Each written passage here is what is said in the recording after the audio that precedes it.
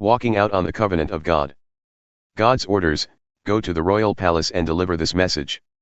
Say, listen to what God says, O King of Judah, you who sit on David's throne, you and your officials and all the people who go in and out of these palace gates. This is God's message: attend to matters of justice.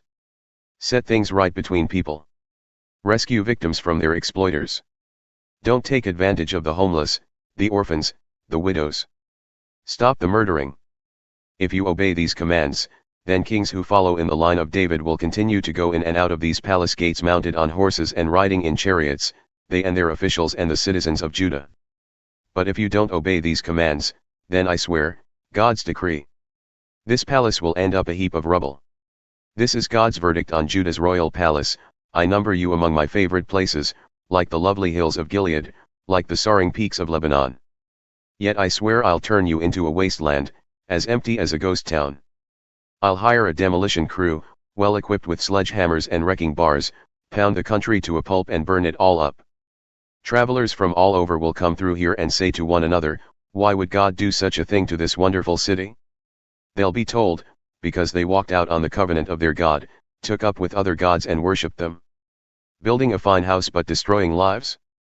Don't weep over dead King Josiah. Don't waste your tears. Weep for his exiled son, he's gone for good. He'll never see home again. For this is God's word on Shallum son of Josiah, who succeeded his father as king of Judah: he's gone from here, gone for good. He'll die in the place they've taken him to. He'll never see home again. Doom to him who builds palaces but bullies people, who makes a fine house but destroys lives, who cheats his workers and won't pay them for their work, who says, I'll build me an elaborate mansion with spacious rooms and fancy windows. I'll bring in rare and expensive woods and the latest in interior decor, so that makes you a king, living in a fancy palace. Your father got along just fine, didn't he? He did what was right and treated people fairly, and things went well with him. He stuck up for the down and out, and things went well for Judah. Isn't this what it means to know me? God's decree. But you're blind and brainless. All you think about is yourself, taking advantage of the weak, bulldozing your way, bullying victims. This is God's epitaph on Jehoiakim son of Josiah king of Judah, doomed to this man. Nobody will shed tears over him, poor brother. Nobody will shed tears over him, poor master.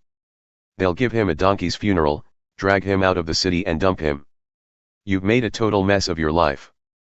People of Jerusalem, climb a Lebanon peak and weep, climb a Bashan mountain and wail, climb the Abarim ridge and cry, you've made a total mess of your life. I spoke to you when everything was going your way. You said, I'm not interested. You've been that way as long as I've known you, never listened to a thing I said. All your leaders will be blown away, all your friends end up in exile, and you'll find yourself in the gutter, disgraced by your evil life. You big city people thought you were so important, thought you were king of the mountain. You're soon going to be doubled up in pain worse than the pangs of childbirth. As sure as I am the living God, God's decree, even if you, Jehoiakim son of Jehoiakim king of Judah, were the signet ring on my right hand, I'd pull you off and give you to those who are out to kill you, to Nebuchadnezzar king of Babylon and the Chaldeans, and then throw you, both you and your mother, into a foreign country, far from your place of birth. There you'll both die. You'll be homesick, desperately homesick, but you'll never get home again. Is Jehoiakim a leaky bucket, a rusted out pail good for nothing? Why else would he be thrown away, he and his children, thrown away to a foreign place? O land, listen to God's message. This is God's verdict: write this man off as if he were childless, a man who will never amount to anything. Nothing will ever come of his life. He's the end of the line, the last of the kings. An authentic David branch. Doomed to the shepherd leaders who butcher and scatter my sheep. God's decree. So here is what I, God, Israel's God, say to the shepherd leaders who misled my people: you've scattered my sheep. You've driven them off. You haven't kept your eye on them. Well, let me tell you, I'm keeping my eye on you, keeping track of your criminal behavior. I'll take over and gather what's left of my sheep, gather them in from all the lands where I've driven them. I'll bring them back where they belong, and they'll recover and flourish. I'll set shepherd leaders over them who will take good care of them. They won't live in fear or panic anymore. All the lost sheep rounded up. God's decree. Time's coming, God's decree, when I'll establish a truly righteous David branch, a ruler who knows how to rule justly. He'll make sure of justice and keep people united. In his time Judah will be secure again and Israel will live in safety. This is the name they'll give him, God who puts everything right. So watch for this. The time's coming, God's decree, when no one will say, as sure as God lives, the God who brought the Israelites out of Egypt, but, as sure as God lives, the God who brought the descendants of Israel back from the north country and from the other countries where he'd driven them, so that they can live on their own good earth. The everything will turn out fine sermon. My head is reeling, my limbs are limp, I'm staggering like a drunk, seeing double from too much wine, and all because of God, because of his holy words. Now for what God says regarding the lying prophets, can you believe it? A country teeming with adulterers. Faithless, promiscuous idolater adulterers. They're a curse on the land. The land's a wasteland. Their unfaithfulness is turning the country into a cesspool, prophets and priests devoted to desecration. They have nothing to do with me as their God. My very own temple, mind you, mud-spattered with their crimes. God's decree, but they won't get by with it. They'll find themselves on a slippery slope, careening into the darkness, somersaulting into the pitch-black dark. I'll make them pay for their crimes. It will be the year of doom. God's decree. Over in Samaria I saw prophets acting like silly fools, shocking. They preached using that no God Baal for a text, messing with the minds of my people. And the Jerusalem prophets are even worse, horrible.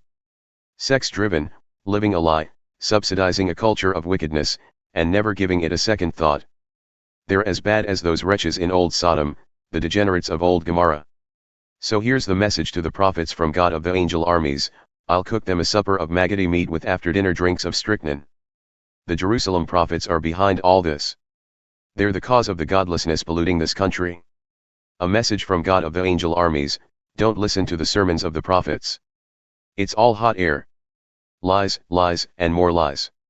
They make it all up. Not a word they speak comes from me.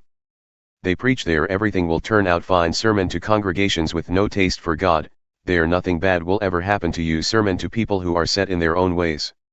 Have any of these prophets bothered to meet with me, the true God? Bothered to take in what I have to say? Listened to and then lived out my word? Look out. God's hurricane will be let loose, my hurricane blast, spinning the heads of the wicked like tops. God's raging anger won't let up until I've made a clean sweep, completing the job I began. When the job's done, you'll see that it's been well done. Quit the God told me this kind of talk. I never sent these prophets, but they ran anyway. I never spoke to them, but they preached away. If they'd have bothered to sit down and meet with me, they'd have preached my message to my people. They'd have gotten them back on the right track, gotten them out of their evil ruts. Am I not a God near at hand, God's decree, and not a God far off? Can anyone hide out in a corner where I can't see him? God's decree, am I not present everywhere, whether seen or unseen? God's decree.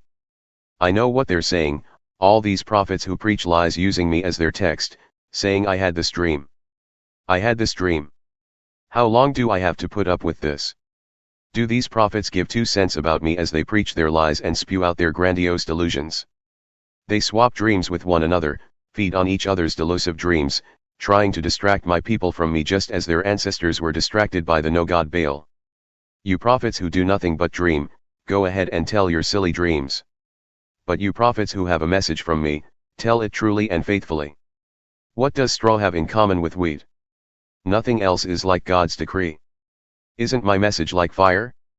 God's decree, isn't it like a sledgehammer busting a rock? I've had it with the prophets who get all their sermons second-hand from each other. Yes, I've had it with them. They make up stuff and then pretend it's a real sermon. Oh yes, I've had it with the prophets who preach the lies they dream up, spreading them all over the country, ruining the lives of my people with their cheap and reckless lies. I never sent these prophets, never authorized a single one of them. They do nothing for this people, nothing. God's decree. And anyone, including prophets and priests, who asks, what's God got to say about all this, what's troubling him? Tell him, you're the trouble, and I'm getting rid of you. God's decree. And if anyone, including prophets and priests, goes around saying glibly God's message. God's message. I'll punish him and his family. Instead of claiming to know what God says, ask questions of one another, such as how do we understand God in this? But don't go around pretending to know it all, saying God told me this. God told me that. I don't want to hear it anymore. Only the person I authorize speaks for me. Otherwise, my message gets twisted, the message of the living God of the angel armies. You can ask the prophets, how did God answer you? What did he tell you? But don't pretend that you know all the answers yourselves and talk like you know it all. I'm telling you, quit the God told me this. God told me that kind of talk. Are you paying attention? You'd better, because I'm about to take you in hand and throw you to the ground, you and this entire city that I gave to your ancestors. I've had it with the lot of you. You're never going to live this down. You're going down in history as a disgrace.